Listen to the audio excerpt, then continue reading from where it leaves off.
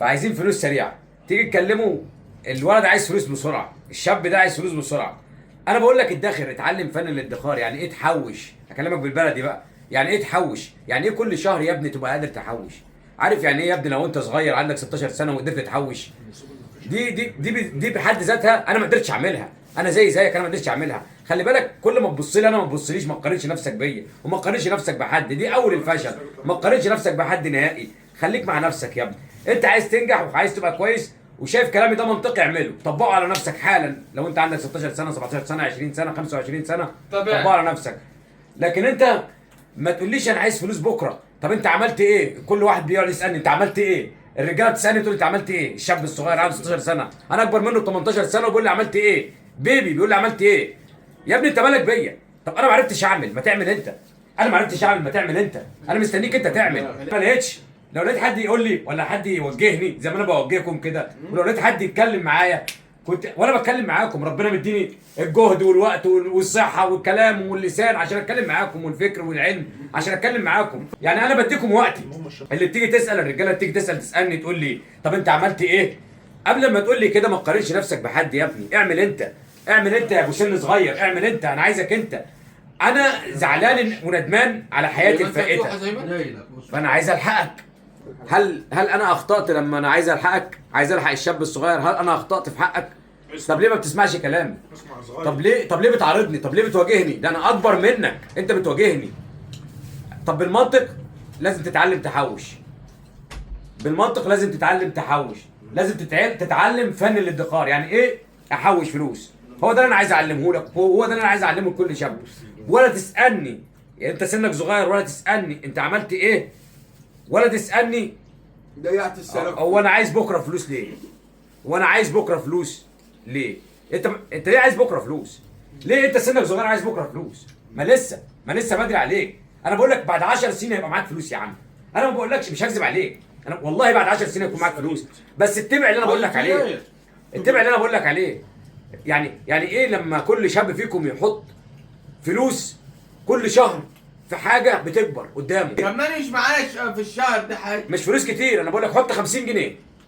فقير حط 50 جنيه، بتعامل حط 50 جنيه، ما بتشتغلش خالص حط 50 جنيه. صل على النبي يا دكتور. انما انت بتدرس بتتعلم حط 50 جنيه، حط 100 جنيه. بتدرس وفر من مصروفك 50 جنيه 100 جنيه. انا ما بصعبهاش عليكم والله يا جماعه. اي شاب صغير قادر عارف يعني ايه لما ابنك او بنتك او ابنك يتعلم في سن صغير يعني ايه تحويش. هو ده اللي انا عايزه من كل الشباب. ما تعرضنيش، ما تعملش، ما تقارنش نفسك بحد، ما تقولش انا ده احسن وده مش احسن، وانا لازم يكون معايا عربيه اخر موديل عشان اعرف اتكلم معاك، وانا لازم تبقى شايفني فيلل وساعات وعربيات عشان ابقى اتكلم معاك وانصحك. لا مستحيل، مش كلها كده. انا بس عشان زمان فاتني حاجات عايز الحقك افهم. عايز الحقك يا شاب يا صغير. انت ما تعرضنيش وتقول لي انت نعمل ايه ولا انت عملت ايه وتبص لي من فوق لتحت. اسمع مني الاول، انا عايزك تعمل ايه في حياتك. والله بجد صدقني هتستفاد. ده انا بقول لكل واحد عايز يشتري تليفون ايفون، كل واحد عايز يشتري تليفون ايفون، عايز يشتري تيشيرت اديداس، عايز يشتري كوتش نايك. انا بقول لكل واحد من دول يعمل ايه؟ يشتري بيهم سهم في شركه ايفون كلها على بعضها، الشركه كلها السهم الواحد ب 15000 جنيه. انت بتجيب الابل الايفون ال 17 الحديث اليومين دول ب 100000 جنيه، ب 2000 دولار. انا بقول لك حط 315 دولار كل شهر في شركه ابل. هتقول لي طب انا فلوسي مصري هخش ازاي البورصه بتاعت بره مصر؟ اقول لك تقدر تحول فلوسك بالدولار من خلال بنك السي اي بي او اي بنك موجود، تفتح فيه حساب بالدولار. حساب الدولار بيخصم منك كل 3 شهور 100 جنيه بس، مفيش غيرها. 100 جنيه بتخصم منك، وبتقدر تفتح حساب دولاري في اي بنك انت عايزه. الحساب الدولاري ده هتجيب مرتبك او فلوسك اللي تتبقى منك، تحط كل شهر 5000 جنيه، كل شهر 5000 جنيه.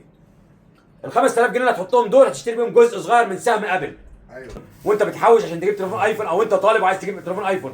طب انت لو عايز تجيب كوتش نايك، طب انت لو عايز تجيب تيشيرت اديداس، طب ما توفر ده كله وتشتري في الشركه المصنعه نفسها سهم لمده سنه، هيبقى معاك اسهم في الشركه كلها. ده في تطبيق رائع قوي هقول لكم عليه بتاع جمعيات عبر الانترنت. تقدر تعمل جمعيه دلوقتي من خلال التليفون.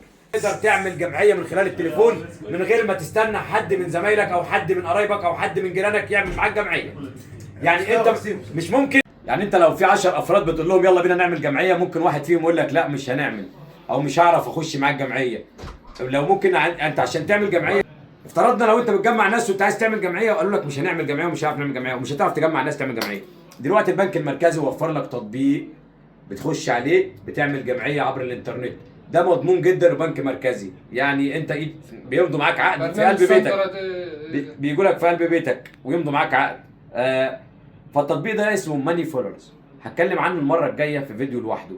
التطبيق ده جميل جدا، بتقدر تعمل جمعيه، انت بس تقدر تعمل جمعيه ومعاك التطبيق بيدخل معاك ناس كتير قوي ومن غير اي حاجه، وتقبض الاول الثاني الثالث الرابع الخامس زي ما تحب.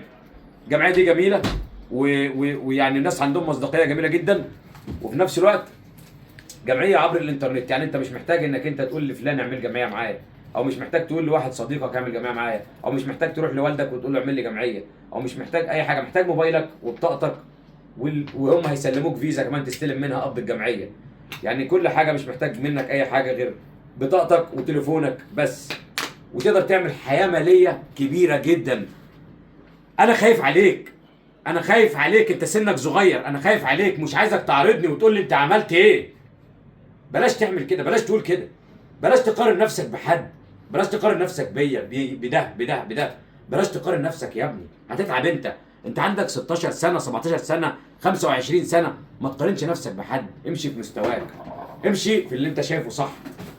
وانا بدلك على طريق كويس جدا ليك، استثمار، ومش عايزك تمسك فلوس بكره. انت عايز تبقى سريع، عايز تبقى غني بسرعه، انت عايز تبقى غني بسرعه يا صديقي، انت عايز تبقى غني بسرعه، وده مش هينفع.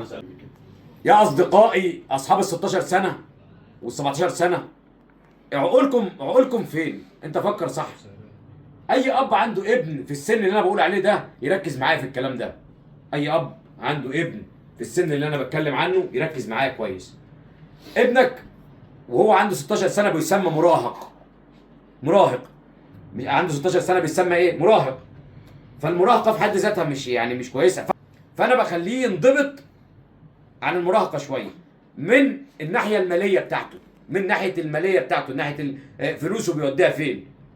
انا بهتم بابنك من ناحيه فلوسه، بهتم باخوك من ناحيه فلوسه اللي هو سنه صغير. الصاحب يا علاء، الصاحب ساحب، والصاحب بيوديك للهلاك ويشربك سجاير ويضيع فلوسك ويضيع، يقول لك تعالى اصرف في واحده حلوه وخد رقمها وحول لها رصيد معلومه. يعني الصحاب ممكن انت يعني تبقى سنك صغير وتصاحب حد مش كويس. والله بكلمك فانت حرص. فانا بديك مثال، بقول لك انك انت لو انت سنك صغير وحابب انك انت تعمل حاجه لنفسك بس بعد 10 سنين مش بكره.